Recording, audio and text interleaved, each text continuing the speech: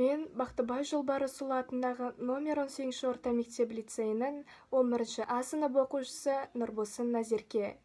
Мәңгі тірі ұлы абайы қазақтың. Жыр жүрегі, ұлы ақын кемеңгерім. Ой қосып жүрек қозғар өлеңдерін. Қара сөздің қаламы Абай ата, есімі мойындатқан әлем елін. Қалықтап қара өлең қанатында, ұлы абай біздер үшін дара тұлға.